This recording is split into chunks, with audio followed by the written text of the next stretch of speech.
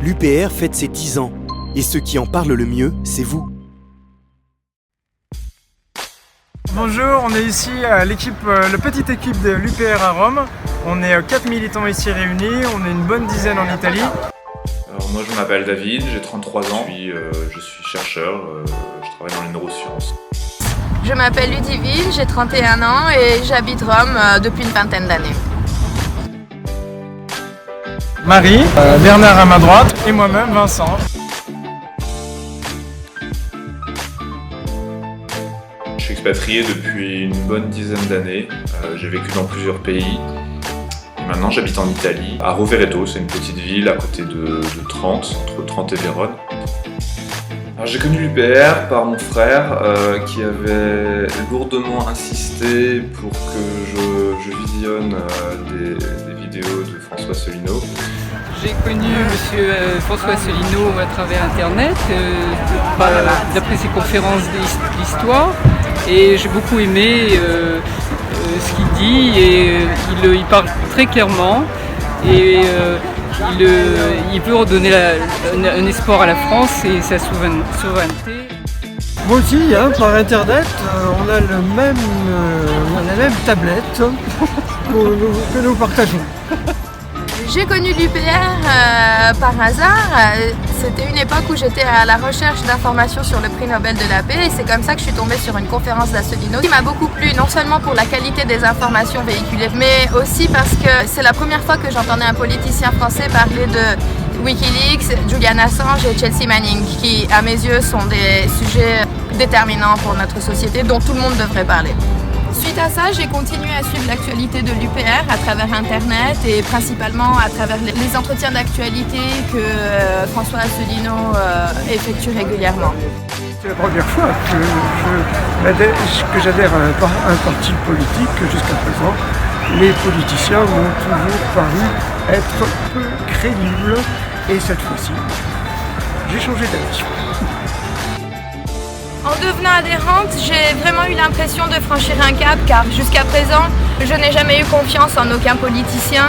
J'ai souvent voté blanc et c'est la première fois que j'ai confiance et que j'ai envie de voter. Ce qui m'a décidé à franchir le pas, c'est évidemment des informations précises, évidemment l'intégrité de M. Asselineau et évidemment c'est un espoir formidable pour la France pour recouvrer la démocratie, la liberté et enfin retrouver une France non alignée.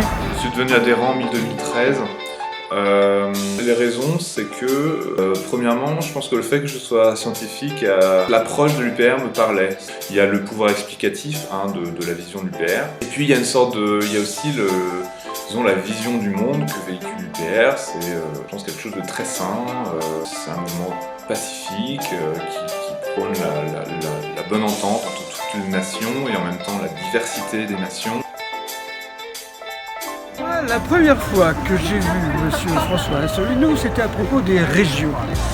Et j'étais scandalisé de voir qu'on pourrait distribuer les régions hors frontières nationales. Il y a une chose qui nous est restée vraiment au travers de la gorge, c'est évidemment le référendum de 2005, au cours duquel les Français ont voté à 55% pour le non. Évidemment, on fait comme si de rien n'était. On le voit d'ailleurs avec tous les référendums européens, quand c'est non, c'est oui quand même. La démocratie a perdu son sens véritable. Il est temps aujourd'hui pour la France de recouvrer sa liberté, évidemment de manière calme, juridique, sereine, comme le dit François Asselineau. Je pense qu'il est urgent et essentiel de sortir de l'Union européenne car elle nuit autant à nos intérêts nationaux qu'à nos libertés individuelles. J'apprécie l'ensemble du programme de l'UPR, mais les mesures les plus importantes à mes yeux sont les 3 Frexit que Asselineau propose. La sortie de la France de l'Union européenne, de l'euro et de l'OTAN. L'Union européenne, je n'y crois pas depuis sa création. Ça a toujours été pour moi un motif futur de guerre. Le fait de vivre à l'étranger, ça m'a permis de comprendre que le français était très défaitiste. Si une société n'a pas confiance en elle, eh bien, elle va se laisser aller, elle va pas essayer de changer les choses, elle devient passif en fait. Une des choses que j'aime bien à l'UPR, c'est que l'UPR rompt avec ce défaitisme. Les 3 points principaux, c'est la sortie de l'Europe, la sortie de l'euro et la sortie de l'OTAN qui me paraît primordial. Ce qui me paraît le plus important, ce seraient les mesures permettent de renforcer ou de rétablir la démocratie, en particulier la reconnaissance de plein droit du vote blanc, le référendum d'initiative populaire et aussi la suppression de la procédure du Congrès qui permet au Parlement et au Sénat de modifier la Constitution sans l'avis de la population.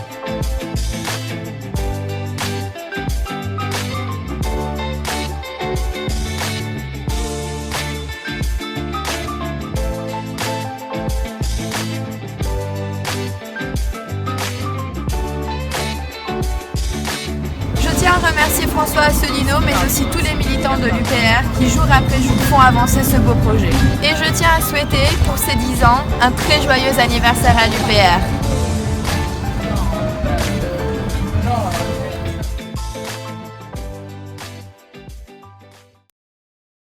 Merci à tous. Grâce à vous, l'UPR fête ses 10 ans, le 25 mars 2017.